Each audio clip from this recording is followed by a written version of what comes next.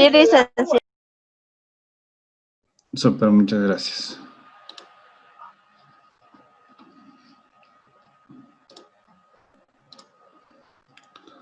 Ok, continuemos entonces. A ver, bien, bueno, en la primera parte, rapidito, habíamos visto que es el sistema financiero, quiénes lo componen, habíamos visto que hay más de una forma de que podamos acceder a créditos, no solo es el banco, habíamos visto que podemos ir a una empresa de leasing, a una empresa de factoring, que mediante un fondo de inversión cerrado podemos emitir un título de valor en nuestra empresa, un pagaré, y que ellos inviertan en nuestro pagaré y también nos dan recursos. Es decir, hay más de una forma de acceder a recursos, ¿ok? Entonces son todas las entidades de intervención del sistema financiero, porque justamente para eso es el sistema financiero, para traspasar, para transferir, para intermediar los recursos de aquellos que tienen excedentes, a aquellos que tienen déficit, que quieren financiar gasto o inversión, ¿ok? Entonces hay varias formas en las que podemos acceder, pero tal vez no habíamos comentado un poquito de que también hay varias formas en las que nosotros podemos depositar nuestros ahorros. Es decir, no solo es, tenemos platita, no solo es o lo dejamos bajo el colchón o lo llevamos al banco. ¿Qué otra opción alguien conoce? A ver, ¿qué más puede hacer con sus ahorros? ¿Quién tiene otra cuenta que no sea una cuenta de ahorro de un banco o un DPF? Buenas ¿Quién noches, tiene alguna? le habla Marcelo Daza. Tal vez ¿Cómo puede está? ser bonos de comprar bonos en el Banco Central. Ya, por ejemplo, podemos Mm, invertir en el Banco Central los bonos que sacan para épocas especiales, ¿no? Por fin de año, Navidad, etcétera. claro, puede ser, digamos, una opción para... Porque, digamos, bueno, se trabaja, digamos, también en distintas etapas, ¿no? Temporadas en el año, pero te da un determinado tiempo y una determinada tasa, ¿no? Y es una tasa inclusive preferencial a diferencia de un banco, ¿no? Exactamente. A ver, como comentario más, ¿para qué el Banco Central, por qué el Banco Central emite bonos? ¿Por qué compite con los bancos? Porque el banco emite DPFs, forma de captar tus ahorros, y el Banco Central empieza a emitir bonos, forma de captar tus ahorros. ¿Por qué se mete el Banco Central? En el buen sentido, ¿no? Para inversiones, ¿no? Inversiones estatales. Ya, para financiar inversiones estatales. Perdón. Buenas noches. Adelante, adelante.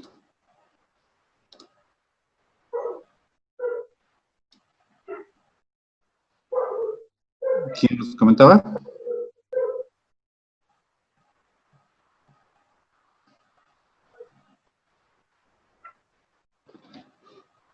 ¿Me están escuchando o he perdido audio? Se escucha, Licen. Se la Ah, escucha ya. bien. Oye, ¿quién quería comentar para qué el Banco Central emite bonos para competir con un banco? A ver.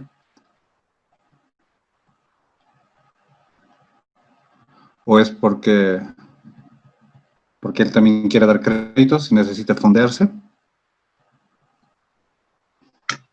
Licenciado, buenas noches. Buenas noches, dime, a ver.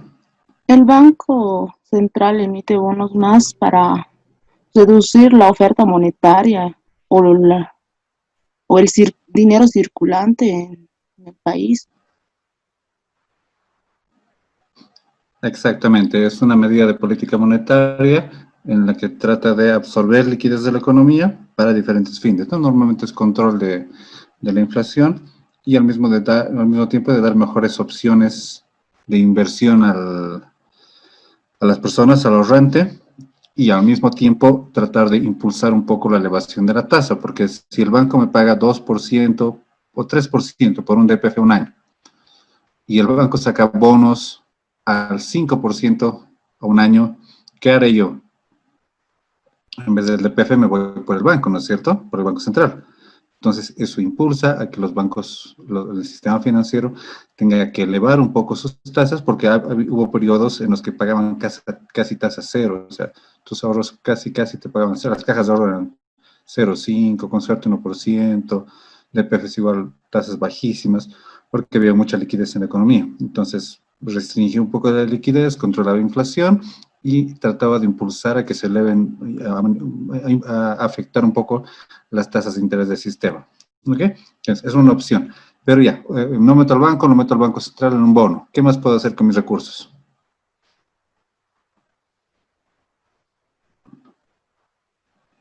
Inversión en acciones. Ya, podría ser inversión en acciones, pero aquí hay y algo que es bueno que conozcan muy rapidito. Recuerden que habíamos visto que hay dos formas de financiarse recursos. ¿Recuerdan esta presentación? Habíamos dicho que aquí mediante los bancos y aquí mediante el mercado de valores. Aquí está el sistema financiero y aquí está el mercado de valores. El mercado de valores, si ustedes recuerdan, han habido un montón de películas. En otros países se hace eso. Voy a la bolsa, invierto en acciones de Google, de TikTok, qué sé yo, o sea, de Face, etcétera, o sea, de otras empresas financieras, petroleras, etcétera, ¿no es cierto? Son acciones, eso se le llama renta variable. ¿Por qué es renta variable? Porque el rendimiento que yo vaya a tener depende de cuán bien le haya ido a la empresa, no me asegura. Si yo espero los rendimientos de mi acción a fin de año, pero no, la acción no me dice te voy a pagar 1, 2, 3%. Si le ha ido bien, me paga 10, 15%. Si le ha ido mal, puedo perder el valor nominal que haya pagado. Entonces, eso se le llama renta variable. Pero también hay la renta fija, es decir, donde el título, el cartoncito si quieren, ya tiene un valor nominal puesto ahí. Rendimiento 1%, 5%, 3%. Y ahí se negocian, como nos comentaba el compañero, bonos del Banco Central, de PFs de los bancos, etcétera, porque ya está ahí, ya está escrito, dice 2%, 5%. A eso le llamamos renta fija, al otro le llamamos renta variable. En países desarrollados, ¿ya?, se negocia pues muchísimo en acciones, porque son sistemas financieros amplios, ¿ya? Yo les cuento que en Bolivia, en esta partecita del sistema de intermediación mediante la bolsa de valores, se negocia 98.5, ¿ya?, renta fija. Vivimos de negociar bonos, ya, bonos creo que estamos al 6-7%. El gran grueso de la negociación, con el 80%, es de PEFs. ¿Ok? Entonces sí, podríamos invertir en acciones, pero es rara la empresa en Bolivia que emite acciones y las saca al público para negociar, porque lo que normalmente hacen es sacan acciones, pero ya las tienen negociadas. ¿Ok? Entonces es raro, no es para nada lo común, como les digo, 88.5%, perdón, es renta fija en Bolivia de negociación. El restante es 1.5% de renta variable, y de eso entran los fondos de inversión todavía, o sea, que acciones es mínimo. ¿Por qué será? A ver, ¿quién me puede comentar? ¿Por qué será que en Bolivia las empresas no les gusta emitir acciones? ¿O no pueden o no lo hacen? ¿Quién conoce un poquito los que han visto créditos, los que han visto banca pyme o empresarial? Tenemos varios asesores de créditos.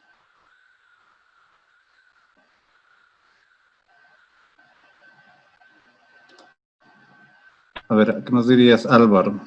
Álvaro Fernando.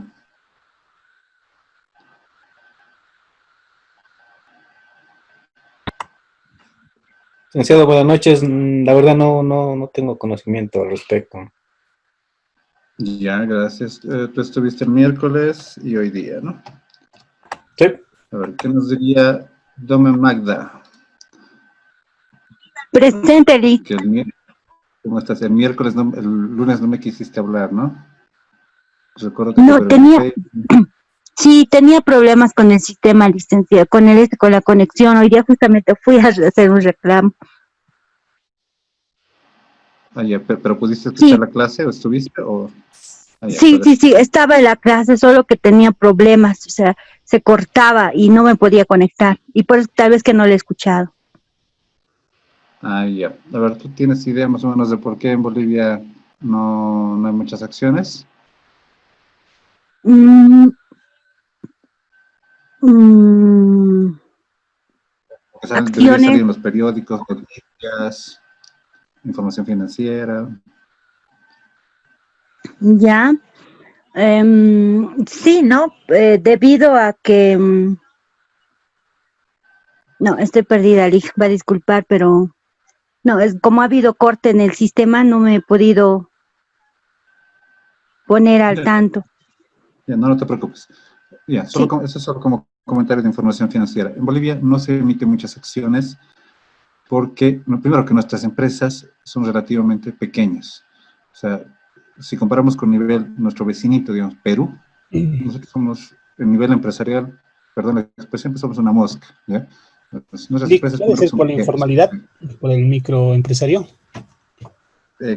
Uno de los grandes factores. Porque el Nuestras empresas microempresario, son pequeñas y los la pequeños, mayor parte son microempresas e Pequeño. informales, ¿no es claro, cierto? informales. Esa es la razón, ¿no?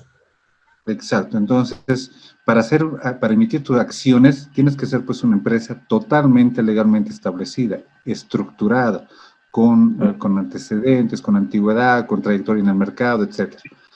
Y nuestras empresas no suelen ser así. Muchas de ellas solo llegan a SRLs. Recuerden que para emitir acciones tienes que ser una sociedad Anónimo. anónima, ¿no es cierto? Entonces, la gran mayoría llega a SRLs, las pymes, y algunas saltan a sociedades anónimas. Dos, que tenemos que, aparte que son chiquitas, y ustedes deben ver en noticias todo el tiempo, lamentablemente la mayor parte de nuestras empresas son familiares. Y a la familia no le gusta, pues, compartir la propiedad. Recuerden que si somos 5 en la familia, creamos una empresa y la volvemos sociedad anónima, si emitimos acciones, estamos accediendo a que entre uno más a ser propietario de la empresa, ¿ya? Y a las empresas familiares no les suele gustar eso. A nivel internacional es en lo que menos piensan las empresas. Las empresas tienen accionistas o dueños de todo el mundo, o sea, un dueño está en Afganistán, el otro está en París, el otro está en la China, o sea, esas empresas tienen dueños ya multinacionales. Aquí en los países pequeños y con infraestructura financiera y empresarial no muy desarrollada, son empresas empresariales, no les gusta compartir la propiedad. Por eso no se emite acciones. Licenciado, ¿Sí? acotando a lo que usted mencionaba, yo trabajaba en una aseguradora que era de una familia y precisamente sus estatutos prohibían el ingreso de nuevos socios para dar preferencia a los socios creadores. Entonces, como usted mencionaba, desde la misma empresa hay esa prohibición para que puedan emitir acciones para nuevos socios o venderlas. Uy, excelente, gracias por el comentario. No, nunca había llegado a tocar ese tema de que haya prohibiciones para emitir a terceros, ¿no? Bueno. En los mismos estatutos ellos constituyeron de esa manera, para dar preferencia a los socios fundadores. Ah, ya. Gracias por el comentario. Y bueno, la otra opción que más podía salir con mis recursos es llevar a un fondo de inversión abierto, o cerrado o abierto. Es decir, yo tengo ahorradito 50.000 bolivianos, ¿ya? De mis ahorros, no sé, de mis pagos, cobros, que siga un negocio. ¿Qué hago con ese dinero? Lo meto en una caja de ahorro, lo meto en un DPF, sí, son las opciones. ¿Qué opciones más tengo? Yo me puedo ir a un fondo de inversión, que tenemos a las SAFIs. Tenemos casi todos los bancos tienen sus SAFIs. Sus SAFIs tienen BNB SAFI, SAFI Mercantil, SAFI del BDP, Fortaleza SAFI, Fácil creo que también. Entonces, ¿qué son? Son fondos de inversión. ¿Qué es un fondo de inversión? Hemos dicho que es una SAFI, es una SAFI, es una empresa, es una administradora de fondos. Entonces, una SAFI tiene varios fondos, administra estos. Entonces, me dice que si son abiertos, es decir, es lo que les decía, es una bolsita de dinero donde yo puedo meter mis recursos en esa bolsita y esa bolsita ellos se van a encargar de invertirlos por mí, ¿ok? Entonces, es otra de las opciones que yo tengo. Es decir, poner mis recursos en un fondo de inversión para que la administradora por mí los invierta, ¿bien? Y me genere una rentabilidad. Entonces, otra opción que yo tengo con mis recursos. Pero recordemos que, ¿cuál es la diferencia entre una caja de ahorro y un fondo de inversión? La caja de ahorro, yo voy, retiro, deposito, ingreso más, retiro, etcétera. Con un fondo de inversión, en una SAFI, va a haber uno que recuerde, interés más de Fortaleza SAFI, es un fondo en bolivianos. Entonces yo voy y hago la misma operativa que abrir una caja de ahorro, lo mismo, llevo mis 50.000 bolivianos, quiero abrir mi cuenta en esta SAFI, ¿ok? Abro mi cuenta, deposito, ¿puedo retirar? Me dicen, sí, cuando guste, esto está hoy día, a partir de mañana usted puede ingresar más dinero o retirar, y en promedio hay una rentabilidad de 3%, ¿ok? Pero esa tasa es una tasa variable, porque recuerden que lo que está haciendo la SAFI está invirtiendo por mí. Así como le puede ir bien en las inversiones, le puede ir mal en las inversiones. No es lo común, por si acaso, que haya rendimientos negativos, pero puede llegar a haber, y hay, no es lo común, pero hay. En cambio, la tasa de interés me dice, le pago una tasa de interés por la caja de ahorro tanto, el 4%. Esa tasa es fija. El banco me está comprometiendo a pagar 4% por mis 50.000 bolivianos en la caja de ahorro. En un fondo de inversión, les reitero, es el mismo mecanismo.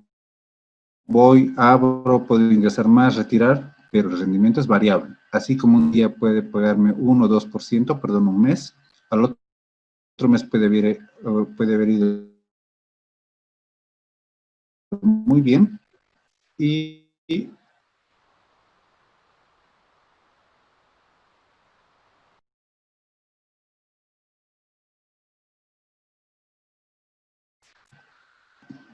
¿me escuchan todavía? Sí, licenciado. Licenciado, entonces esto sería invertir en el mercado de valores mediante una SAFI. Es un fondo de inversión. Eso es lo que más o menos le estoy entendiendo. Exactamente. Es ingresar una inversión al mercado de valores a través de una SAFI. Entonces, ese es el mecanismo, ¿no? ¿Por qué? ¿Cuál es la ventaja de ingresar al mercado de valores con una SAFI? Porque si yo tengo un monto pequeñito de 10.000 bolivianos, ¿ya? Pues yo puedo comprar un instrumento financiero en el mercado de valores muy pequeño. Y yo no soy especialista, o sea, yo soy solito, yo soy una persona. Entonces, puedo hacerlo bien como hacerlo mal, comprar un mal instrumento, qué sé yo, pues con una muy buena calificación, etcétera. En cambio, cuando le doy al administrador, él es un experto en eso. Entonces, estoy confiando en mis recursos y a un experto. Además, como les digo, ese dinero entra a una bolsita. Él ya no va a ir a comprar un instrumento financiero, un bono, un DPF, lo que quieran, con 10.000 bolivianos. Va a ir con la bolsita que hemos puesto todos, y en esa bolsita habrá pues 1.000.000 de bolivianos. Entonces, mientras más tienes, mayores opciones de financiamiento y rentabilidad tienes, porque es más grande la bolsita. Entonces, es otra opción, ¿ok? Ya. Entonces, es otra opción para nuestros recursos. Entonces, volvamos a lo nuestro. Es como decía, es otra forma de poder destinar nuestros recursos. Aquí rapidito. Habíamos visto que una empresa, un banco, en su estructura de balance es parecido más o menos a esta, que tiene un activo. Todo activo se financia con pasivo y patrimonio. La característica de un banco es que su pasivo es muy grande, ¿sí? Porque ese pasivo tiene que financiar el activo y esto es deuda a terceros. ¿Cómo se financia este pasivo? Hemos dicho básicamente por cajas de ahorro de PEFES y cuentas corrientes, que son dinero de terceros. Es decir, ¿cuál es el negocio del banco? El negocio del banco es trabajar con dinero de terceros, no con sus recursos. Ahora, la clave es, ¿cómo lleno yo este pasivo, este cuadradito? ¿Cómo lo lleno? ¿Qué tan eficiente soy en llenarlo para poder dar mis créditos que están aquí en el activo? Para eso habíamos dicho que eso se transforma en operaciones financieras. Y las operaciones pasivas, es decir, las que nos sirven para captar recursos del público, básicamente son 3. Depósitos por caja de ahorro, cuenta corriente y depósitos a plazo fijo. Vamos a ver la característica de cada uno, pero de manera muy simple, estas primeras 2 son disponibles, es decir, que yo lo deposito hoy y me lo retiro mañana, salvo que haya entrado a algún tipo de producto especial, ¿no? Que no pueda retirarlo, etcétera. Pero son disponibles, son recursos disponibles. Y la otra característica es que un DPF es a un plazo fijo, es decir, esto se queda un tiempo en el banco por contrato. Entonces, si nosotros clasificamos, hemos dicho, estas operaciones pasivas según plazo, decimos que hay operaciones a la vista, de pago inmediato, que hay operaciones a plazo fijo, que sí o sí un plazo fijo tiene que ser mayor a 30 días, no hay plazo fijo de 20 días, ¿ya? Y las operaciones de depósito en caja de ahorro con plazo indeterminado, ¿ok? Entonces, esas son las formas de financiamiento básico. Hay otras obligaciones. Este pasivo también se llena de otra forma, que la vamos a ver en las siguientes láminas, que no son muy relevantes, pero hay que conocerlas. Entonces, las otras habíamos visto rápidamente que también hay el activo, y que las dos cuentas básicas, las más fuertes de la parte del activo, perdón, son la cartera de créditos y las inversiones financieras. Es decir, todos los recursos que me han llegado por el pasivo, todo lo que yo he captado aquí arriba, ¿qué hago con esos recursos? O los coloco como crédito o los invierto. ¿Por qué? Porque yo no puedo tener dinero ocioso en el banco. Lo que debo hacer en el banco es tener solo la liquidez suficiente para operar. Es decir, para poder dar mis créditos, pagar mis operaciones, etc. Pero no puede haber recursos ociosos. Por eso, o lo doy en crédito, o lo mantengo en inversiones. Porque los bancos también invierten. Los bancos van mucho al mercado de valores a comprar otros DPFs, bonos, etc. Esa liquidez que mantiene el banco por sus captaciones tiene que ser invertida. Ya hemos visto que hay operaciones operaciones neutras, perdón, que no son ni del activo ni del pasivo. No involucran ni activo ni pasivo, que son servicios financieros. El cobro de luz, de pago de colegios, de telefonía, etc.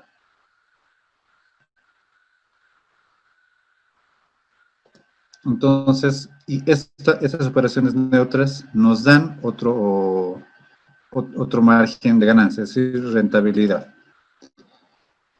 Discúlpenme un minutito, por favor.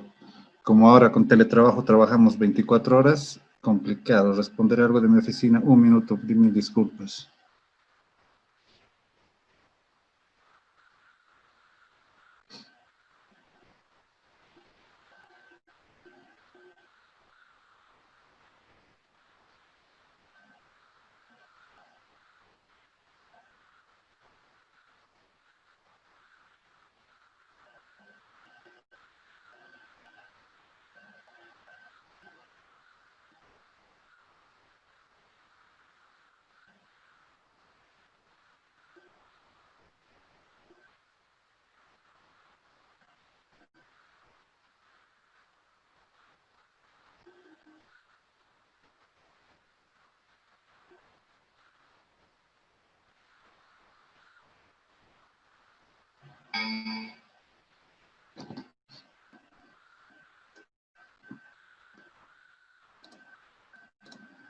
Ok.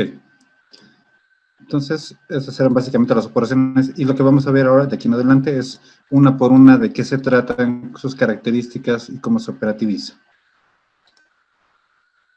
Entonces, como les había dicho, para que tengamos la idea general, ¿por qué es tan importante saber para qué nos sirve una caja de ahorro, un DPF y una cuenta corriente? Este es un estado financiero al 30 de junio de los bancos múltiples. Habíamos visto que del total de bancos, de los 12 o 13, solo 2 no son múltiples, ¿no es cierto? Hemos dicho que eran Banco de la Comunidad y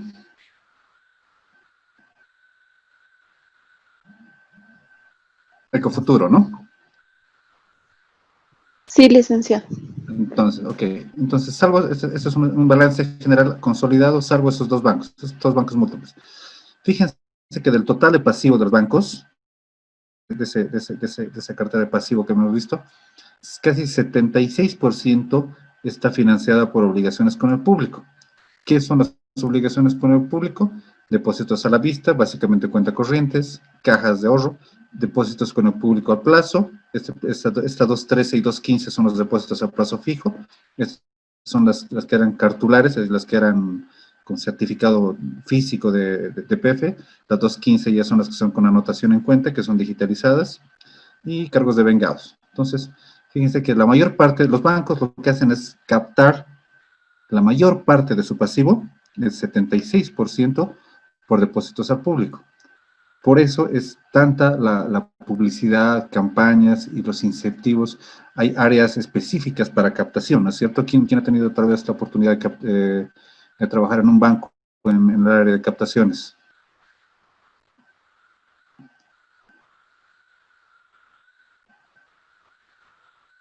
¿Nadie ha visto captaciones en banco?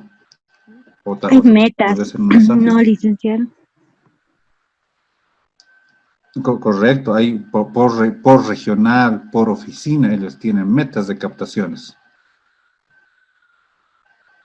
Entonces, es importantísimo captar del público. Fíjense que es, como les repito, es la mayor fuente de financiamiento. Las otras fuentes, donde en el cuadrito decíamos otras fuentes de financiamiento, son, por ejemplo, las 230, que son obligaciones con bancos. O sea, los bancos se prestan entre bancos y otras entidades de financiamiento. Puede ser internas o externas, ¿ok? Y otra forma de financiamiento, que tenemos aquí la 270 y la 260, que son bonos en circulación y obligaciones subordinadas. Estas dos son bonos, ¿ok? Pero fíjense que son chiquitos, juntas llegan al 2.5%. Es decir, los bancos también emiten bonos para financiarse. No es lo común. Fíjense que es el 2.5%, pero también tienen la capacidad de hacerlo. Había un tiempo que lo hacían mucho, pero bueno, depende de las condiciones del mercado, sacan menos o sacan más. Entonces, el grueso está en las operaciones que nos interesan. Ok. Ahora, este anterior era solo bancos múltiples. Este es un evolutivo del comportamiento de plazo fijo, caja de ahorro y depósitos a la vista de todo el sistema financiero. Aquí están todos los bancos, las cooperativas, IFDs, todo el sistema financiero. Fíjense el comportamiento, que es un cuadrito que está en el boletín de ASFI que les he compartido, que bueno que les deberían haber puesto en la plataforma. Ahí pueden realizar muchas las estadísticas. La que nos interesa por ahora es esta, donde hay un comportamiento clarísimo. Miren, de los últimos 15 años, el volumen que teníamos aquí en 2005, fíjense lo que tenemos ahora en 2020, a junio. ¿Ok? Hemos captado, las verdecitas son cajas de ahorro, depósitos a plazo fijo, cajas de ahorro y las plomitas de depósitos a la vista. Entonces, a ver, denle una miradita, así relativamente rápida, y comentemos el comportamiento muy rápido. A ver, Alejandra.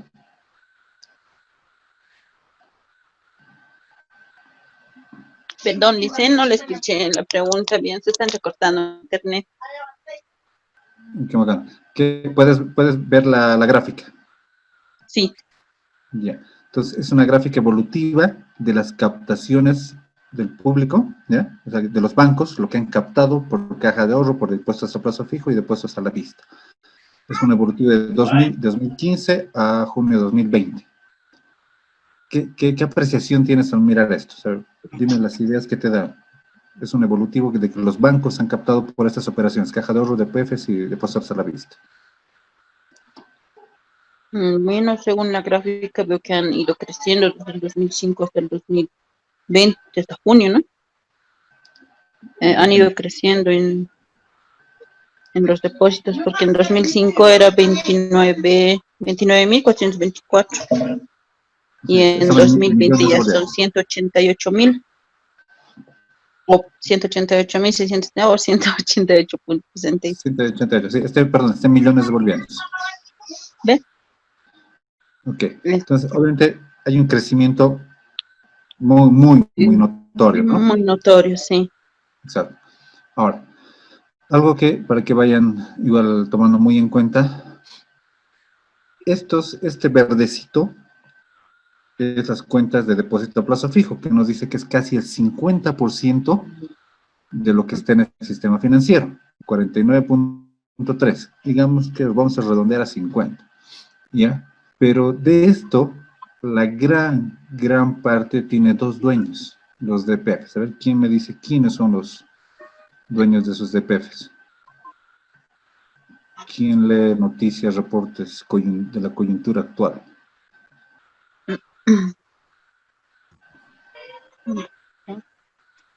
¿Quiénes han abierto esos DPFs? ¿Quiénes son los grandes dueños de esos DPFs?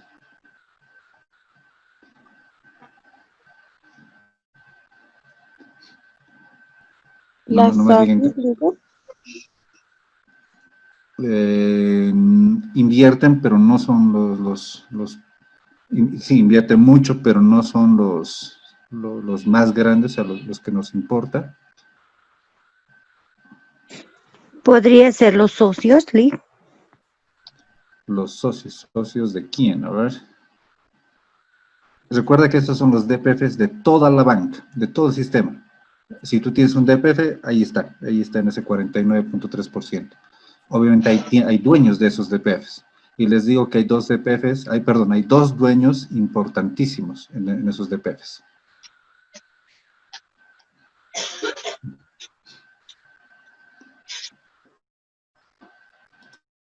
De hecho, no lo he pensado. No me digan que solo paramos viendo noticias del coronavirus y de tomar la bandina y demás.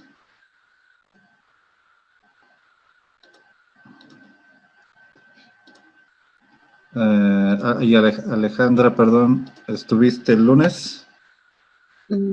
Sí, Lisa. Jenny. Jenny está por ahí.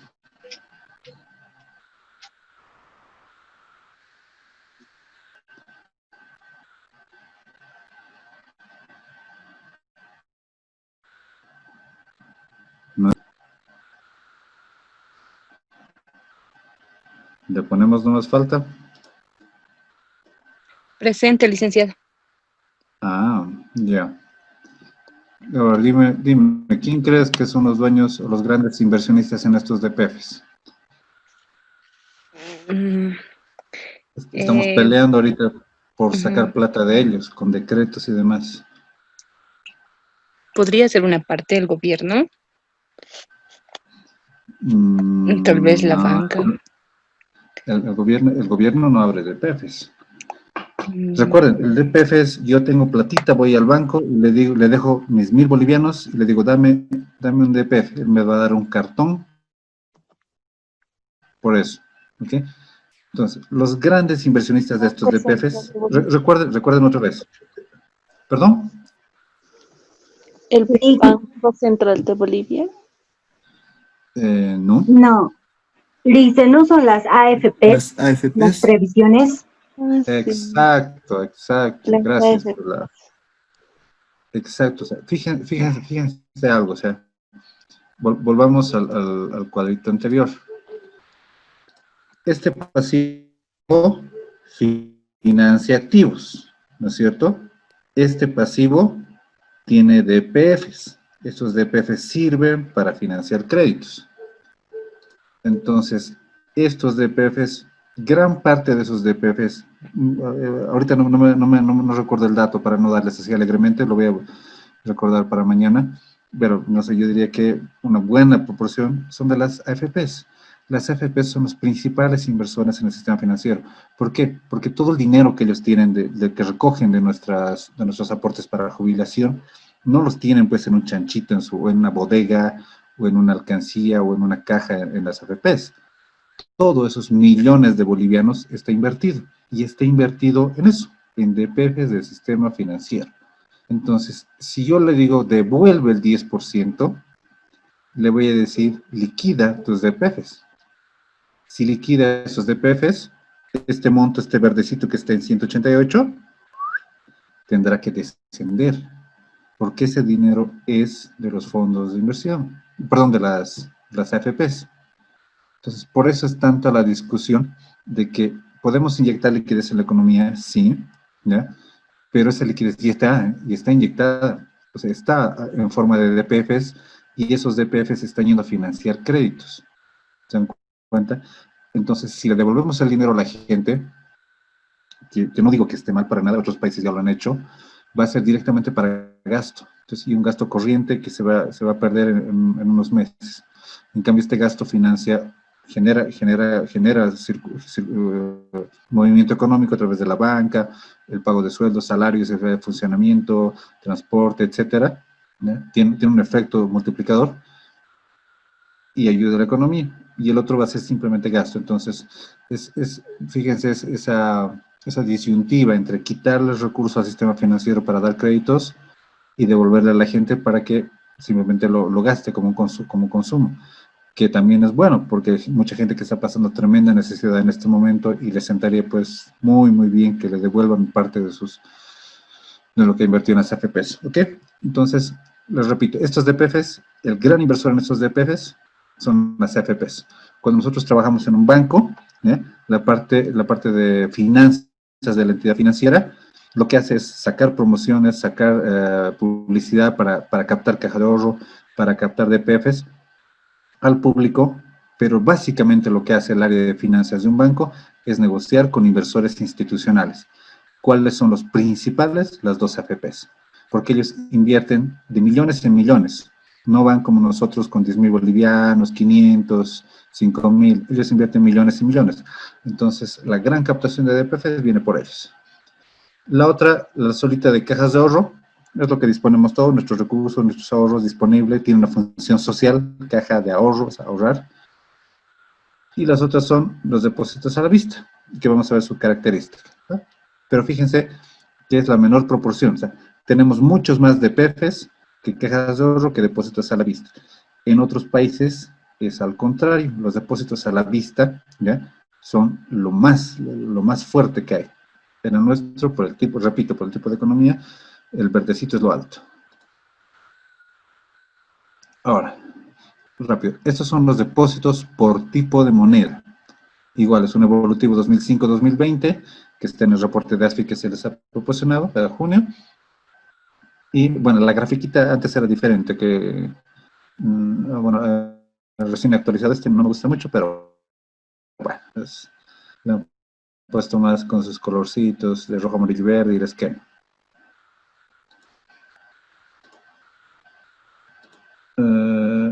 Cintia.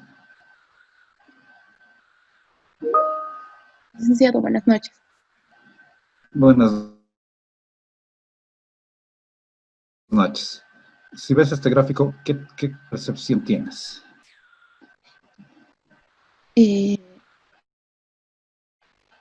Bueno, se ve que se incrementó los depósitos en moneda nacional y esto es debido a la desdolarización, se podría decir, ¿no? Porque cómo se ha promovido que se realice más depósitos en moneda nacional ha sido otorgando mayores tasas que las en dólares. Entonces, eso es lo que yo veo en el gráfico.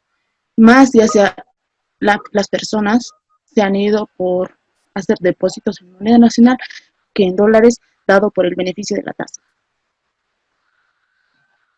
Ya. Entonces, nuestros depósitos han ido cambiando a moneda nacional porque había mayor tasa, ¿no? Sí, así es, licenciado.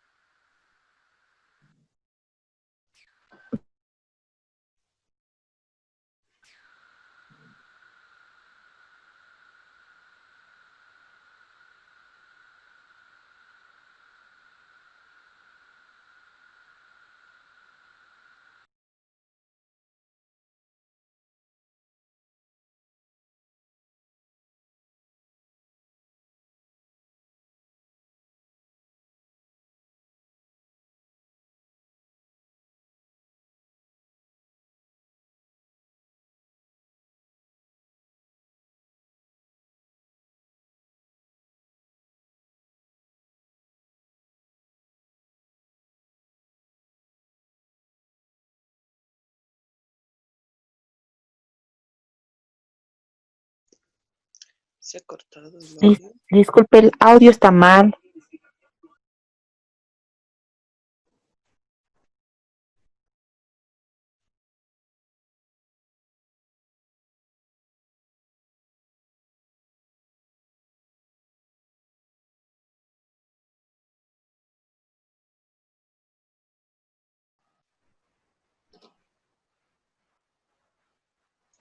Hola, no se escucha Aló. nada.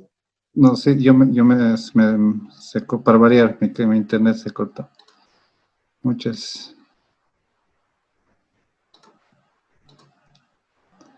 Mil disculpas, ya está. Ya me escuchan normal, ¿no? Licenciado. Licenciado, se escucha. Ya, gracias. Estuve presente también el 3 de agosto. ¿Cintia? Sí, licenciado. Ya. De Jenny ya no me acuerdo, le voy a preguntar a Jenny, ¿estaba?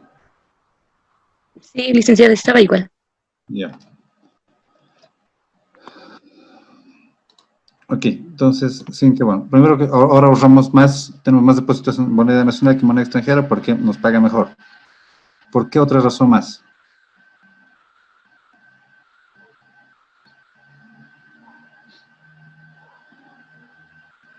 Ahorita una caja de ahorro en dólares, 0,2, 0,3, bajísimo.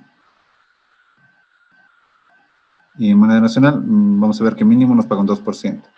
¿Por qué más no me conviene abrir un depósito en dólares?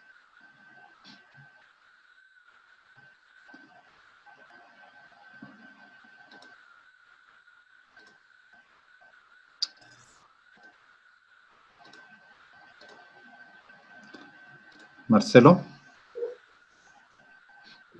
Buenas noches, Lick. ¿cómo estás? A ver, ¿por qué más no me conviene abrir una caja de ahorro en dólares? El interés que se paga, ¿no? Es más alto. Ya. El interés en dólares es bajo, ¿no? No me conviene. ¿Por qué Es más? A bajo. ver. ¿No recuerdan un impuestito que había que lo puso, si no recuerdo, Carlos Mesa cuando salió? El impuesto a la transferencia. El ITF. El ITF, ¿no es cierto? Sí. Por mover mi dinero en dólares, yo pago un impuesto. Entonces, me pagan baja tasa de interés. Y encima, cuando tengo un monto arriba de $2,000, si no recuerdo ya, no recuerdo bien, si alguien me ayuda y lo tiene a la mano el dato, yo pago por el movimiento de mis recursos un ITF. ¿Cuánto es el ITF? 0.03%. 0.0. 3%. 3%. 3, ¿no era 15? ITF. Se va actualizando. A ver, ¿quién está con su celular a la mano? Google volando. ¿Cuánto es el ITF en Bolivia?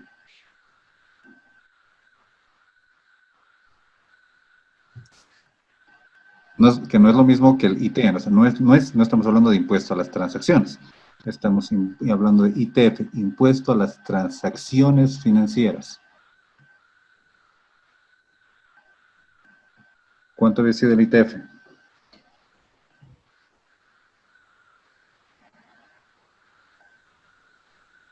Dice 0.30%.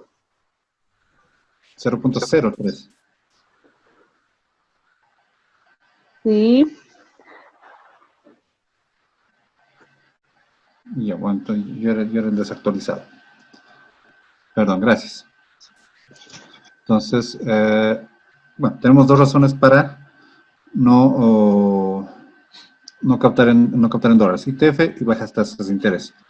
Y a los bancos tampoco les interesa captar, porque ahora los créditos están impulsados en moneda nacional. Entonces, si yo como banco captara recursos en dólares y los colocara en bolivianos, perdería, ¿no es cierto?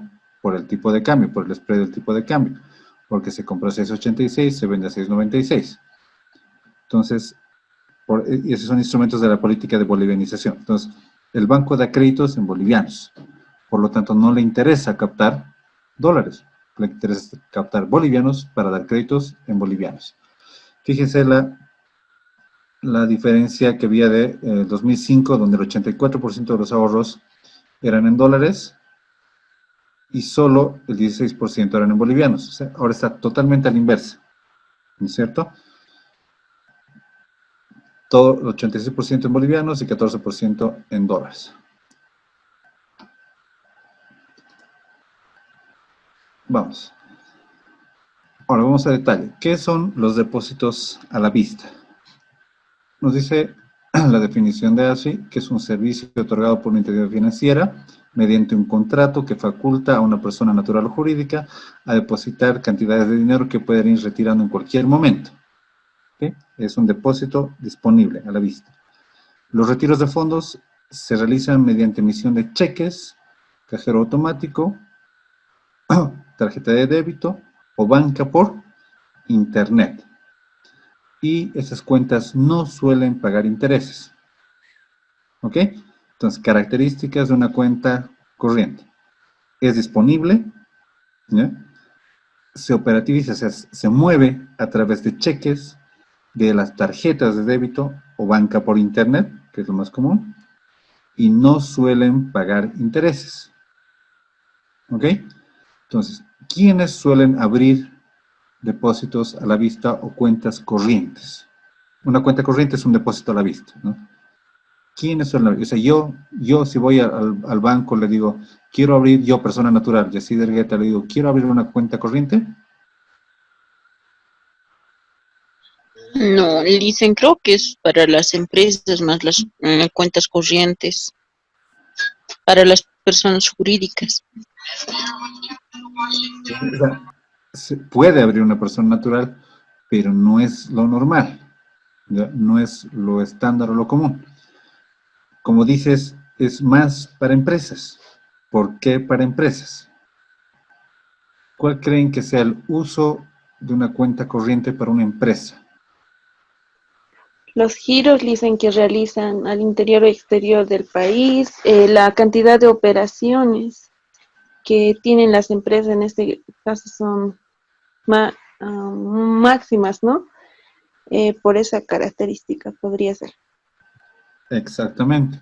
Es un instrumento más para persona jurídica, más para empresa, por el nivel de transacciones que tiene. Porque muchas de sus operaciones o pagos a proveedores, etcétera, uno que lo hace mediante cheques. No vas a la empresa, no sé, a la cervecería boliviana o a Soboce y le dices, ok, soy tu proveedor, te he dejado, no sé, papelería por 50.000 bolivianos, págueme. Y ellos te dan en una maleta esos 50.000 bolivianos. No, ellos te dan un cheque, ¿no es cierto? O te dicen, dame tu cuenta, te voy a transferir. Hay personas que prefieren el cheque que la transferencia, porque como no tenemos mucha cultura financiera, ellos, no, a mí dame plata, dame tu cheque, yo con tu cheque voy a ir a cobrar. Entonces, es más para empresas. Y como decía la compañera, muy importante porque ese es el mecanismo para hacer giros o transferencias, para comercio exterior. ¿Ok? Es el instrumento para comercio exterior. Entonces, las empresas más grandes, las que tienen comercio exterior, ya sea porque exportan o porque importan insumos para su producción, tienen cuentas corrientes, porque a través de eso realizan los giros y transferencias. ¿Ok? Entonces, ese es el enfoque de una cuenta corriente. Es más para una persona jurídica, nos sirve para emitir los cheques, nos sirve para mover dinero a través de transferencias, puede ser con tarjeta, banca por internet, y enfocado más a las empresas que realizan comercio exterior, tanto para importación como exportación. ¿Ok? Y otra de las características que no suelen pagar tasas de interés, es decir, el interés suele ser cero, pero podría ser mayor. ¿Por qué podría ser mayor? Recuerden que ahorita una caja de ahorro me paga, un DPF me paga, un depósito a la vista, una cuenta corriente no suele pagar, porque yo no meto el dinero en esa cuenta con el fin de ganar recursos, sino que me ayude a mover el dinero, que me ayude a hacer mis pagos, cobros, transferencias, giros, etc. Ese es el objetivo de la cuenta corriente. Pero ¿podría pagar interés una cuenta corriente? ¿En qué caso creen que podría pagar interés? Y hay alguna que lo paga, una cuenta corriente.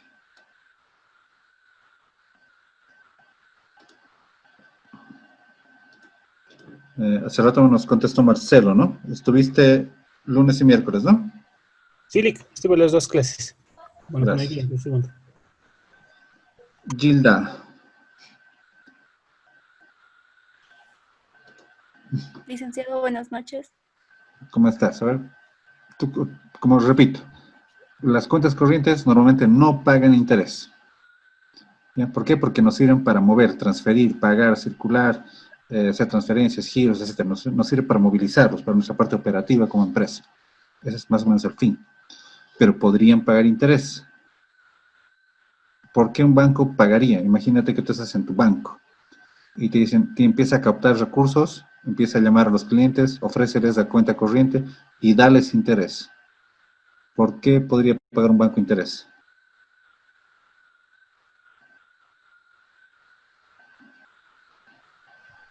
Por tal vez si estuviera depositando más dinero a la entidad financiera, ¿me podrían dar una tasa de interés?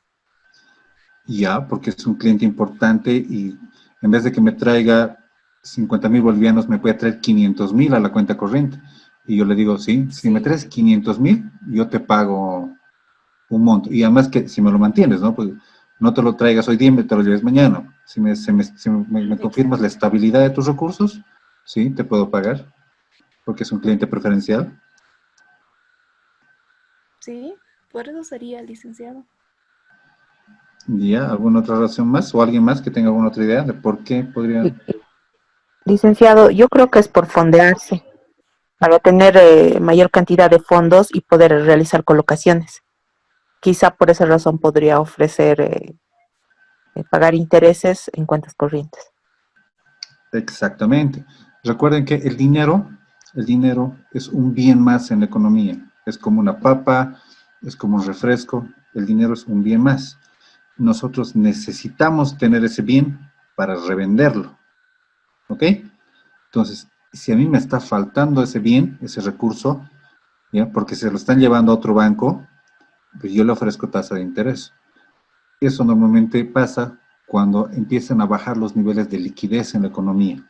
Si empiezas, es lo mismo que con la papa, ¿no es cierto? Si ustedes van al mercado y hay poca papa, la papa suele estar pues medio carita, ¿no? La gente empieza a especular, se lo guarda, suben los precios, etcétera, porque hay poca papa.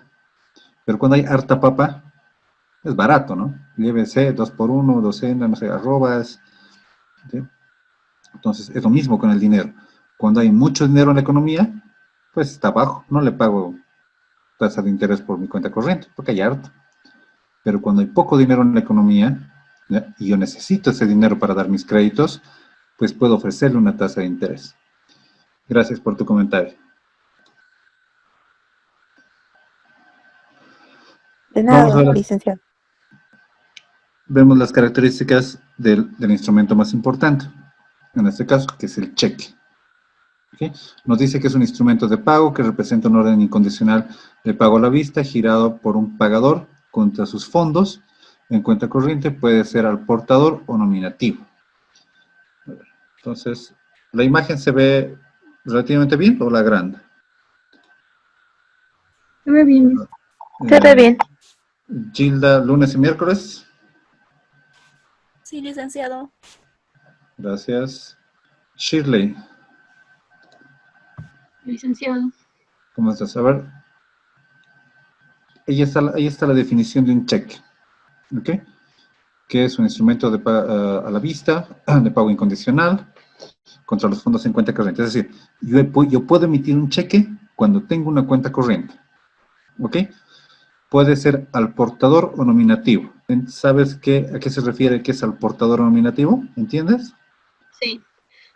Al portador se refiere a que es para la persona que tenga el documento y en el nominativo solo se podrá pagar al beneficiario que indique el cheque. Exactamente. Entonces, yo le pongo ahí, fíjense que en la primera, bueno, una de las líneas de por acá, dice, páguese a la orden de Víctor Hugo López. Entonces, eso es nominativo. Pero si yo le pongo al portador, pues el que se encuentra el cheque se lo cobra, porque es al que lo porta. ¿Ok? Entonces, primera característica.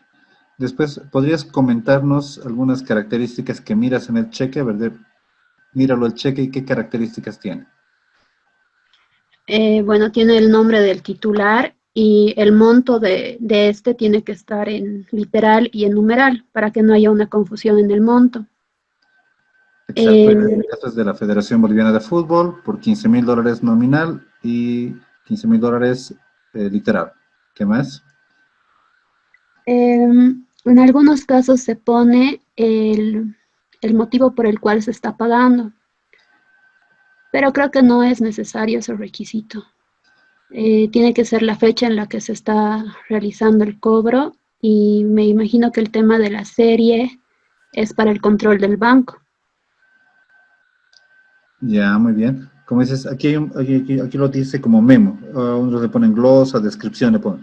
Aquí le dice pago a cuenta de beneficios, bla, bla. Es el motivo del pago, ¿no? Puede llevar una descripción. Hay una serie, porque la chequera que nos han entregado está codificada. Entonces, el banco codifica la serie y el número del cheque. ¿Ok? Otra característica. Tiene que tener, obviamente, la firma autorizada. O sea, si es mi cheque, ese cheque tiene que ir con mi firma. ¿De acuerdo? Como nos decía, el monto numeral y literal sí o sí deben coincidir. Y acá arriba nos pone el lugar y la fecha, que en este caso es Cochabamba, 8 de diciembre de 2016. Esa fecha es la fecha de emisión del cheque, es decir, el momento que yo lo estoy llenando. No corresponde necesariamente al momento de cobro, porque yo le emito el 8, lo doy el cheque y lo cobran después, 10, 15 días después, pueden cobrar. Y eso se señala en la parte de atrás, el día del cobro. Exactamente. Entonces, por ahora lo que nos interesa es esta fecha. ¿Por qué? Porque este cheque tiene una caducidad, ¿no es cierto? Entonces, yo necesito saber cuándo se ha emitido para saber cuánto tiene de vigencia, que lo vamos a ver enseguida. Entonces, recuerden que es un cheque, las características. El cheque tiene que tener el nombre de quién es, en este caso la federación, ahí arriba está el número de la cuenta corriente de la que proviene, tiene que estar seriado, tiene que tener la fecha de emisión, a quién se está pagando, si es portador o el titular, los montos tienen que ser numeral y literal iguales, puede haber una glosa descriptiva y la firma autorizada. Ahora, mucho cuidado con eso de la firma autorizada. ¿Quién ha tenido el gusto de trabajar en cajas de una entidad financiera? A ver.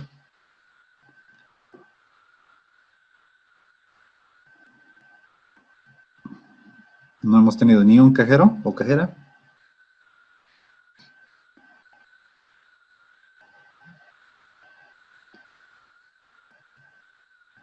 Qué afortunados, todos directo a jefes o gerentes. Los cheques, de acuerdo a las características que tenga la cuenta corriente, pueden tener una o más firmas, por si acaso. ¿Ya? Porque en la empresa hay varias firmas autorizadas. Si tengo mi empresa y tengo 5 gerentes y los 5 pueden emitir los cheques, yo les puedo pedir que ellos pueden emitir cheques, pero de a 2 en 2, o de 3 en 3, o a veces uno solo. ¿Cómo les voy permitiendo eso? Les doy rango de montos. Es decir, me puede emitir un cheque con una sola firma hasta $15,000, como en este caso. Pero si pasa más de $15,000, necesito 2 firmas. Es decir, del gerente 1 y del gerente 2. Y si pasa más de $50,000, necesito 3 firmas. Y una de ellas obligatoriamente tiene que ser del gerente de finanzas. ¿Se dan cuenta? Entonces voy combinando los niveles de autorización para las firmas. ¿Por qué les digo que es importantísimo? Porque al momento de cobrar el cheque o de que ustedes recibir el cheque, cuando vayan a las cajas, el cajero les puede decir, le falta una firma a su cheque y ustedes van a tener que volver a la empresa a llenar el cheque. O si hubieran trabajado en el área de cajas, se les puede haber ido.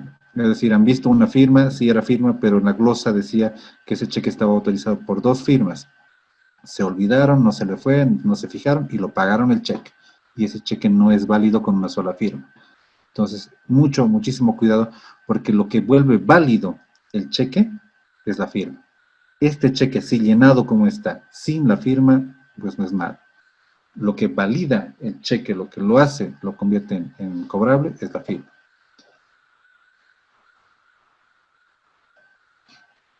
Entonces, requisitos para el cobro de un cheque.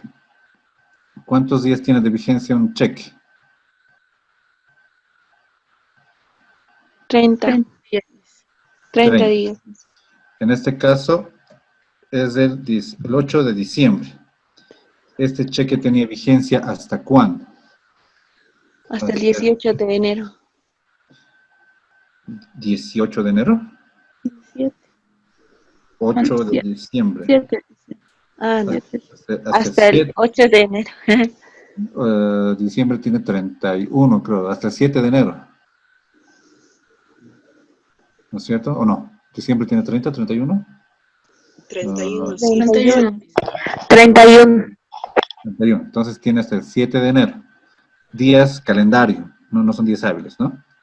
Entonces, si yo voy a cobrar el cheque el 8, pues ese cheque ya no es válido. Tiene 30 días. ¿Qué tendré que hacer para cobrar ese cheque? Porque me han pagado, se me ha ido, me he olvidado, no he tenido tiempo, he viajado. Voy, me dicen, no, su cheque está vencido. Uy, ¿qué tengo que hacer? Revalidación. O endoso. Revalidación. No es lo mismo endoso que revalidación. Revalidar el cheque. Es decir, que me lo vuelvan a vigentar con las firmas autorizadas y la nueva fecha. ¿Sí? Entonces me lo vigentan y vuelve a tener otros 30 días. 30 días, clave, porque muchas veces se nos va. Como decíamos, el monto unitario y el numeral tienen que ser iguales, tiene que haber la firma del girador. Para cobrar, tengo que cobrar con una cédula de identidad. En realidad, ahora casi todas, bien, desde que tú te acercas a una caja del sistema financiero, de un banco, tienes que entrar con carnet de identidad, ¿no? Antes podías entrar y hacer una operación o hacer un depósito, qué sé yo, sin identificarte. Ahora necesariamente tienes que identificarte. ¿Por qué habrán impuesto eso? A ver, ¿por qué ahora necesariamente toda operación tiene que ser con tu carnet de identidad? Por el tema de las ganancias ilícitas. Sí, también, no es la palabra correcta, pero es por el lavado de dinero y legitimación de ganancias ilícitas, ¿no es cierto? ¿Por qué? Porque me usaban como palo blanco, me decían, anda, deposítamelo vos, toma, te voy a dar unos pesos, anda, deposítamelo a esa cuenta. Yo iba, cargaba, no sé, 50,000, 100,000 bolivianos, lo depositaba y me decían, motivo de la transacción, porque recuerden que hay que llenar un formulario por montos mayores a, cuando yo deposito montos mayores a qué monto, lleno un formulario. $10,000. A 50. Ya, lo que yo recuerdo es 10,000, no ha bajado, ¿no? 10,000, ¿no? Sí. Montos mayores a 10,000, yo tengo que llenar un formulario donde doy el motivo de la transacción. Antes yo podía decir, yo me llamo Juan Pérez, motivo de la transacción, pago por compra de vehículo, haya gracias, y yo era cualquier persona, ¿no es cierto? Entonces, cuando querían hacer seguimiento, rastrear esos, de dónde provenían esos recursos, pues no sabían quién había depositado. Con suerte tenían visualmente las cámaras de quién había ido, pero ese Juan Pérez nunca existía. Entonces, ahora es un instrumento de validación el que yo tenga mi carnet de identidad. Entonces, uno de los instrumentos, ¿no? Bueno, y para el cobro tiene que ver los datos personales de beneficiario al momento de cobrar. Es decir, en la parte de atrás, cuando yo endose, es decir, este chequecito, en la parte de atrás se lo endosa y yo deberé llenar el nombre, mi carnet, mi teléfono, domicilio, la fecha y la firma. Con esos datos completos, yo entrego en la caja y procedo a cobrar el cheque. ¿Ok?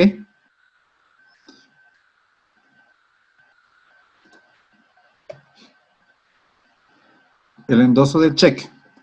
El endoso del cheque nos dice que es la transferencia del derecho a propiedad hacia otro beneficiario.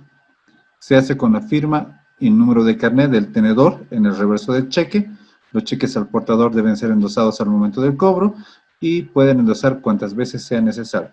¿A qué se refiere? Si yo ya he llenado antes los datos que me habían pedido, nombre, teléfono, dirección, carnet y firma, puedo endosar ese cheque. ¿Para qué? Para que otra persona lo pueda cobrar. ¿Ok?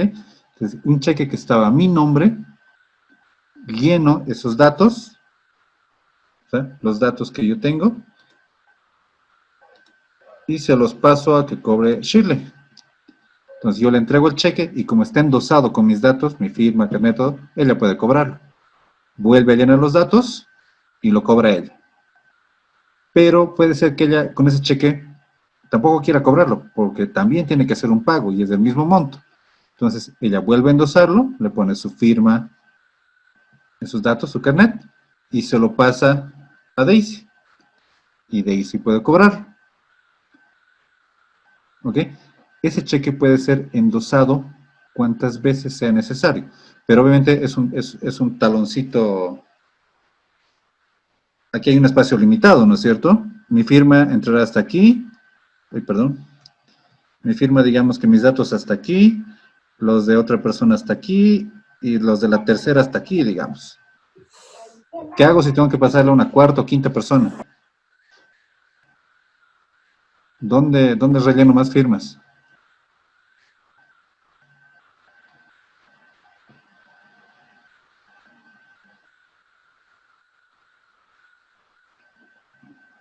¿Alguna vez han visto un cheque de ese tipo? Adjunta un papel con las nuevas firmas. Shirley, lunes y miércoles, ¿no? Y licenciada. Ya. Daisy, Licenciado, en este caso, a lo que yo tenía entendido, puede endosar solamente hasta 2 veces. 2 veces, es decir, yo endoso y te lo paso a ti y ahí muere, ahí cobras.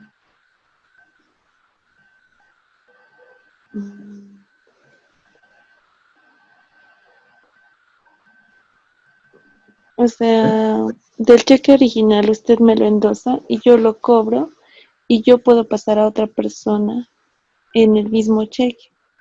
Pero yo creo que solamente pueden haber 2 endosos. Ya, ¿dónde escuchaste o comentaste eso? A ver, ¿qué ejemplo tuviste para eso?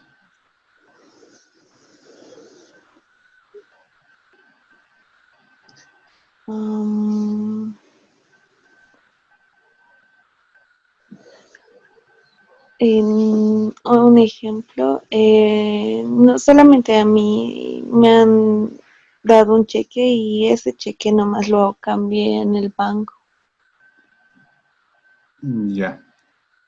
La mano. Reglamento de cheque. Bueno, para no perder tiempo, pues, les voy a buscar el reglamento de cheque, se los voy a compartir en la plataforma, ¿ya? Para que tengan seguro eso. El cheque puede ser endosado indefinidamente, cuantas veces sea necesario, ¿ya? Siempre y cuando el cheque no sea un cheque intransferible, que es otra cosa, ¿ok?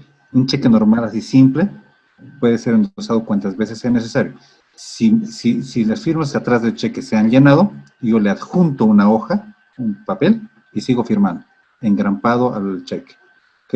Es un ejemplo que pasa rarísima vez, pero alguna vez he visto. ¿Ok? Entonces, un cheque normal, simple, es totalmente transferible. Les voy a pasar en el reglamento del cheque a la plataforma, ¿ya? Está bien. Entonces, eso es un cheque simple. Ahora veamos rapidito. O sea, hay tipos de cheques que podemos tener. O sea, este es un cheque simple. O sea, yo tengo mi chequera, la empresa tiene una chequera, emito un cheque para nombre de Víctor Hugo, $15,000, le entrego firmado y que lo cobre. Pero hay diferentes tipos de cheques. En este caso hay cheques cruzados, por ejemplo, ¿ya? Que nos dice que es una autorización de cobro otorgada por el girador a favor de una entidad financiera indeterminada, si es general es indeterminado, o una entidad financiera expresamente designada si es especial. Entonces, cuando hablamos de cheques cruzados, hay 2 tipos, generales y específicos. El cruzamiento general puede volverse específico, pero no viceversa. General es cuando le pongo solo 2 rayitas. Y específico es que cuando al medio de las 2 rayitas, yo le pongo el nombre de una entidad financiera. ¿Por qué es un cheque cruzado? La característica es solo puede cobrarse y ser cobrado por una entidad financiera, un banco. ¿Alguien ha tenido la oportunidad de trabajar en una cámara de compensación o en un banco? ¿O sabe qué es una cámara de compensación?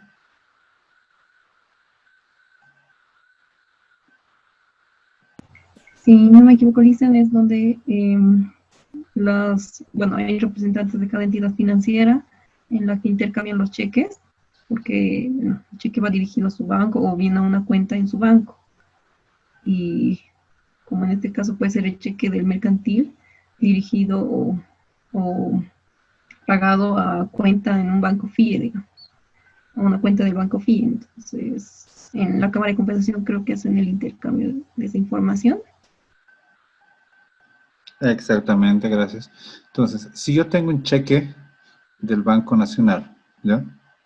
A mí me han pagado por 60.000 bolivianos, un cheque con el Banco Nacional.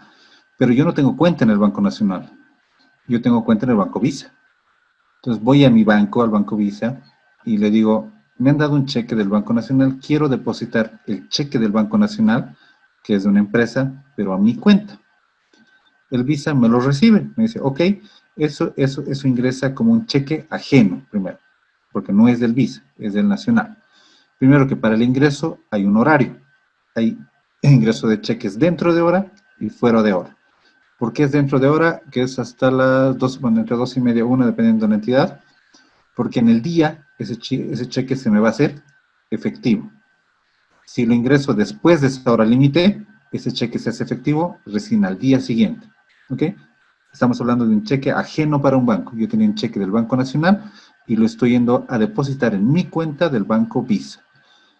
Entonces el Banco Visa me recibe el cheque y me dice, ok, estos 60.000 los vamos a abonar a tu cuenta. Pero el dinero no está en el Banco Visa. ¿Qué tiene que hacer el Banco Visa? Ir a cobrar ese cheque al Banco Nacional. ¿Ok? Entonces, el banco se encarga de ir donde el Nacional y decirle, mira, tengo un cheque tuyo por 60.000 bolivianos. Por favor, págame, porque tengo que depositarle a mi cliente en su cuenta. Entonces, esas transacciones entre cheques se hacen de manera cruzada. ¿Por qué? Porque por medida de seguridad se aseguran que el intercambio de cheques solo sea entre bancos. Porque yo tengo cheques del Banco Nacional. Obviamente el Banco Nacional también va a tener cheques míos. Y yo tengo, como decía nuestra compañera, del Mercantil, del Visa, del Unión, etc. Intercambios, compensamos cheques. ¿Ok? Solo se cobran por una entidad financiera. Ahora, los dineros, por si acaso, de estos cheques, mis 60.000 bolivianos, no es que el banco Visa manda un mensajero y le dice, tengo un cheque del señor Yesid, del Banco Nacional, pero tengo que llevárselo al Banco Visa. No es que va al Banco Nacional, se lo deposita, lo cobra y lo lleva al banco. ¿Cómo creen que se compensan estos recursos? Porque no se hacen en efectivo. ¿De dónde salen los dineros? ¿Alguien tiene alguna idea? Las cuentas en el Banco Central de Bolivia. Exactamente, de las cuentas de encaje, ¿no es cierto? Como todos los bancos tienen dinero, también ellos tienen dinero depositado en el Banco Central. Entonces, en vez de que el Banco Nacional le dé al mensajero y traiga el dinero al Visa, le dice, ok, compensemos cuántos cheques míos tienes, cuántos cheques tuyos tengo, saldo a favor de quién, de mí, te debo 1.000.000 de bolivianos, ok, hagamos las transferencias vía el Banco Central. Y en el Banco Central se compensan en las cuentas de respectivas. Entonces, no es dinero físico, ok, se compensan dineros mediante cuentas electrónicas vía Banco Central. Y es cruzado porque se intercambia solo por entidades financieras. Ahora, un cheque para abono en cuenta. ¿Cuál es la característica? El girador, el beneficiario o el tenedor del cheque puede evitar que se pague un cheque en efectivo insertando la emisión para abono en cuenta. La entidad supervisada solo puede liquidar el cheque mediante el asiento contable, lo cual equivaldrá al pago. ¿Ok? ¿Alguna vez si alguien ha tenido la oportunidad de ver, el mismo cheque lleva o sellado, o un sello, ¿ya? O ya impreso en la emisión del cheque para abono en cuenta? ¿Ok? ¿Qué quiere decir? Cuando yo tengo un cheque, yo puedo ir a cobrarlo en efectivo. Sí, voy a la caja, me acerco, tengo un cheque de 10.000 bolivianos, págueme. Pero hay otros pagadores que solo pagan por cheques con abono en cuenta. Es decir, que me obliga a que ese cheque primero ingrese a una cuenta y después sea movilizado. ¿Se entiende la idea? Daisy, ya conversamos, ¿no? Sí, licenciado. Lunes, miércoles, ¿hoy estás? Sí. Sebastián, a ver. Buenas noches, licenciado. ¿Para qué intuyes saber, o de repente ya has visto este tipo de cheques, ¿para qué nos servirá un cheque con abono en cuenta? Para pago de mercaderías, digamos, podría ser. Ya, la empresa puede pagar mercadería, sí. Yo soy una empresa, como que hemos dicho, de las camisas de Manhattan, digamos. Tú eres mi proveedor de tela. Yo te pago $10,000 este cheque, pero abono en cuenta. Yo te doy el cheque. Te obligo, ese cheque no lo vas a poder cobrar en efectivo.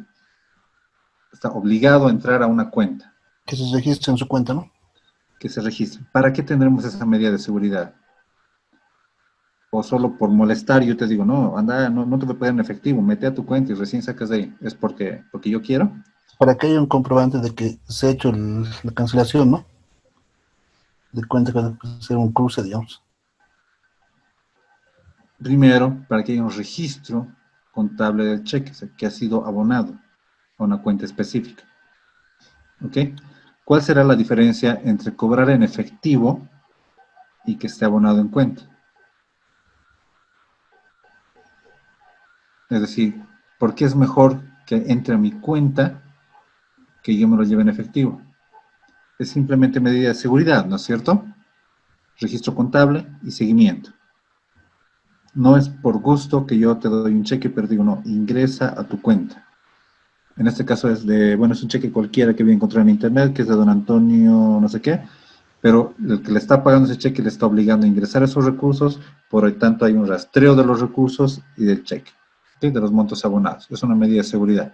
Que no se lo lleve, aparte, que no se encuentre a nadie el cheque y se lo cobre. O sea, si está a nombre de don Antonio, y cuando yo vaya, por ejemplo, cuando yo voy a la caja, al cajero, y el cheque dice para abono en cuenta, ese cheque tiene que entrar necesariamente a una cuenta de don Antonio, creo que es García o algo así. ¿Se dan cuenta? Es medida de seguridad. O sea, necesariamente tiene que ir a abono en cuenta, pero necesariamente a nombre de Antonio García. ¿Ok?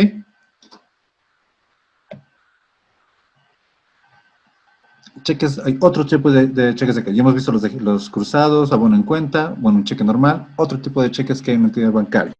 Se llaman cheques de caja o de gerencia. Nos dice que el cheque expedido y girado por una entidad supervisada con cargo a sus propias cuentas debe ser denominado cheque de caja o cheque de gerencia y llevará la descripción impresa de intransferible. El cheque debe ser nominativo y puede ser depositado para abono en cuenta en una entidad supervisada distinta del emisor. Perdón. Ahora, característica. Dentro de los tipos de cheques. Este cheque, hay un tipo de cheque que se llama de caja o de gerencia. Cuando yo emití un cheque normal, yo tenía mi cheque, el cheque era propiedad de Jessy Dergueta y yo lo emitía. Era un cheque normal, cualquiera. Estos tipos de cheques van contra las cuentas del banco. Es decir, caja o gerencia, pero son cuentas propias del banco. Es decir, hay un cheque de caja del Banco Nacional que está girado contra las cuentas del propio Banco Nacional, no de cualquier otra persona. Hay un cheque de gerencia que está girado contra las cuentas del Banco Mercantil, pero de las propias cuentas del banco, no de una persona o de un tercero. ¿Para qué creen que se usen estos tipos de cheques? ¿Quién ha tenido la oportunidad de ver? Los de créditos han de haber varios. Buenas noches, licenciado. Sí, generalmente esto se maneja tal vez para la compra de cartera, para una declaratoria de herederos también, que una persona, ha fallecido, entonces los herederos quieren cobrar el efectivo de la cuenta, entonces el banco les entrega un cheque de gerencia a todos los herederos. En esos dos casos puede ser. Ya, sí, bueno, en la de herederos tendría que ser por una cuenta Propia de la persona fallecida. Claro, fallecida, que ya está más apropiada, o sea, que es una cuenta con retención judicial, ¿no? O sea, por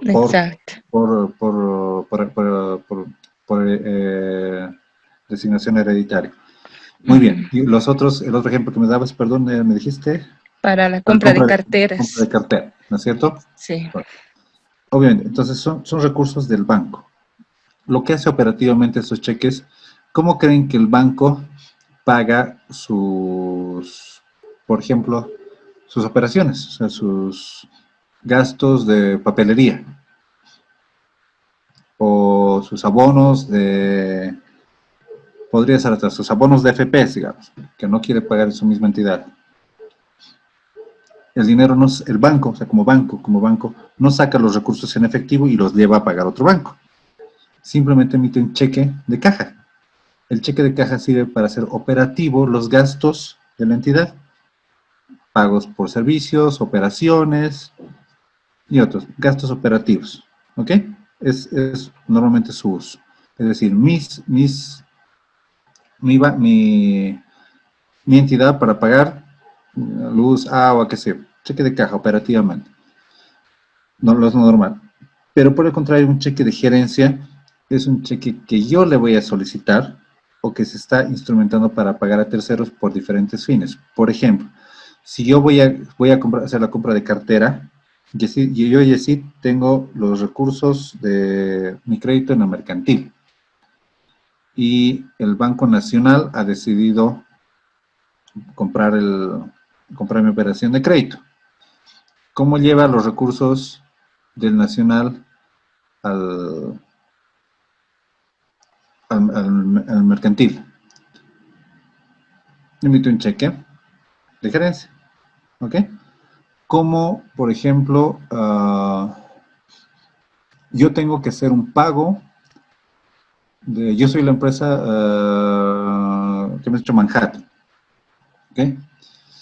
Y mi proveedor de telas me dice, quiero un cheque, o sea, págame, me debes 150,000 bolivianos, pero no quiero un cheque tuyo, yo quiero un cheque así seguro, porque ya la anterior vez he ido a cobrar tu cheque y estaba sin fondos. Dame un cheque de gerencia. ¿Ok? Entonces yo voy al banco y le digo, necesito para mi proveedor un cheque de gerencia, porque ya no confío en mis cheques. Entonces lo que hace el banco es emitir un cheque de gerencia al nombre de la persona que yo le diga. En este caso hay un nombrecito de Miguel González o algo así. Entonces yo le hago girar al banco un cheque de gerencia, porque ese cheque de gerencia está asegurado, está confirmado que tiene fondos, porque está girado contra el banco. Lo que obviamente ha hecho el banco es sacar los recursos de mi cuenta, ¿ok? Congelarlos y transferirlos al banco, y el banco contra esa cuenta emite un cheque de gerencia. Es decir, un cheque de caja o un cheque de gerencia están respaldados por la entidad, o sea, está asegurado que tiene los fondos, ¿ok? Y nos dice que normalmente no son transferibles, ¿ok? Entonces, un cheque de gerencia es para gastos más operativos y el otro para distintas operaciones. El desembolso de una operación de crédito puede irse con un cheque de gerencia. O sea, yo me saco un crédito por $60,000, ok, pero tengo que llegar a pagar a otro lado. No voy a llevar los $60,000 en efectivo. Sáquenmelo en cheque. El banco me va a dar un cheque de gerencia y donde yo vaya a pagar, si es por un auto, por una casa o por otro tipo por una deuda, a la persona que yo le esté pagando está segura de que esos recursos tienen fondos.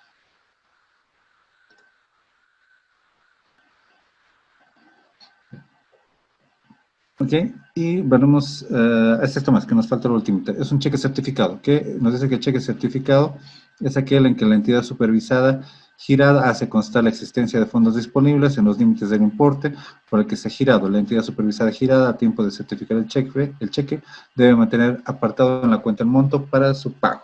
Es decir, si yo tenía el cheque, lo mismo que tenemos la empresa de Manhattan que decíamos, y una vez le ha fallado, se le ha dado un cheque a su proveedor, ha ido el proveedor de telas a poder cobrar, el cheque está sin fondos, dice que recién va a depositar en la tarde, que por si acaso es algo normal, todo el tiempo pasa que dice que en la tarde, que recién está transfiriendo, que faltan los fondos, etc.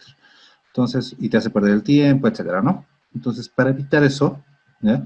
Cuando ya le desconfías un poco a tu empresa, a tu pagador, le dice que quiero un cheque, pero quiero que el cheque me lo certifique tu banco. Entonces yo agarraré como Manhattan, emito el cheque, ¿ya? Que en este caso nos da ahí por $100, pero voy a mi banco y le digo, por favor, certifícame este cheque. Lo que hace el banco es emitirle imprimirle la parte de certificado, un cheque certificado no negociable, y lo que hace es congelar mis recursos de mi cuenta.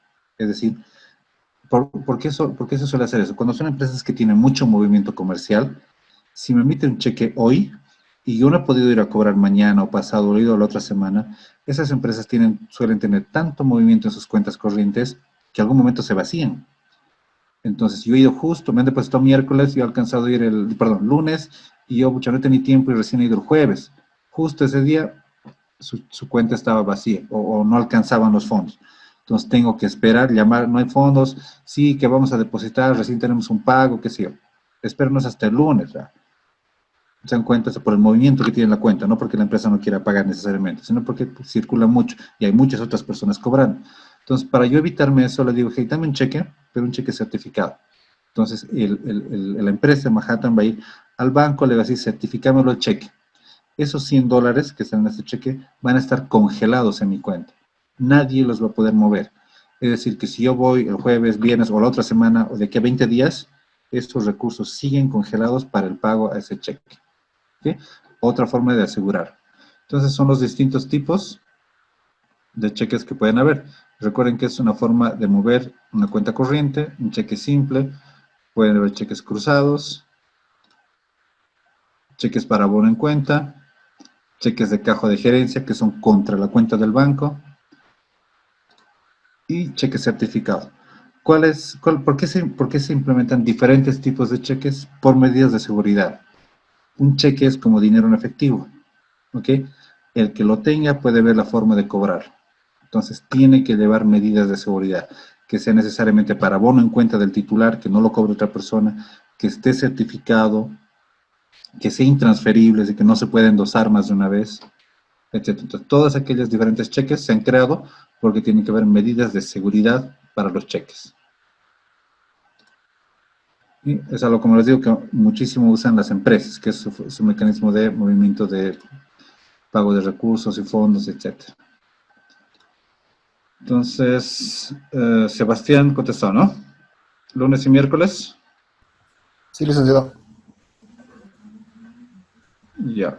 Vilma, me dicen, por favor, si han estado lunes y miércoles. Vilma.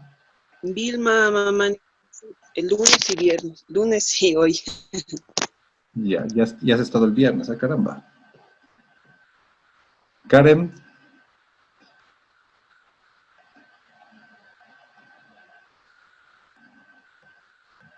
Karen, Daniela.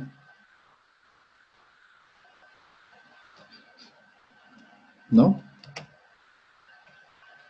Veremos el lunes. Sandra. Presente. Lunes. También. Gracias, Martín.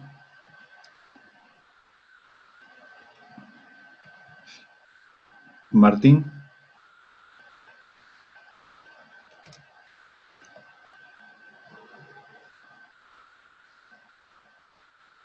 Rowena. Rowena. Arely. O Arely, o Arely.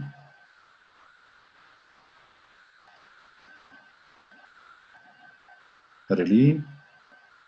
Lice, buenas noches. Ah, ya. No, Lunes. licenciado, perdón. El lunes también estuve lice. Sí, ¿no? Karim. Presente, Lice. Lunes también. Sí, Lice. ¿Segura? Sí. Adalid. Presente, licenciado. El lunes también. Gracias. Liane. Presente, licenciado, el lunes también estuve. Gracias. Giovanni. Presente. Lunes. También. Ángela. Presente, licenciado. Lunes también. Sí, sí, licenciado. Milton.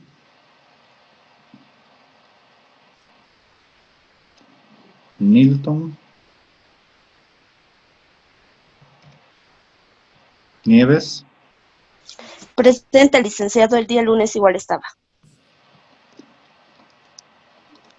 Listo, muchísimas gracias. Entonces, esa es la función de las cuentas corrientes y de los cheques que se pueden instrumentar. Espero que les sirva de... Dígame. Perdón, Rowena Miranda se ha pedido permiso, me dice. El lunes, pero su audio estaba mal. Rowena Miranda. Que no... ¿Recuerdas Es cómo era? 14, es el 14. A ver.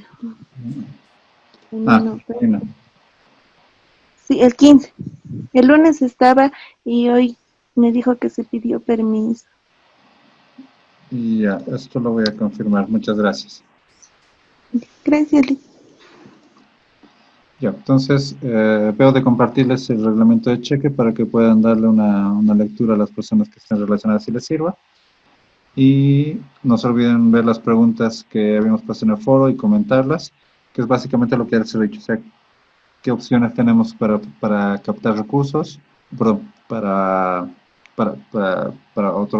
acceder a créditos, para financiarnos, qué opciones tenemos para depositar nuestros recursos y si pueden comentar un poco de por qué lo harías tú, o sea, qué elegirías tú. ¿Tienes dinero o le preguntas a tu amigo dónde voy a depositar?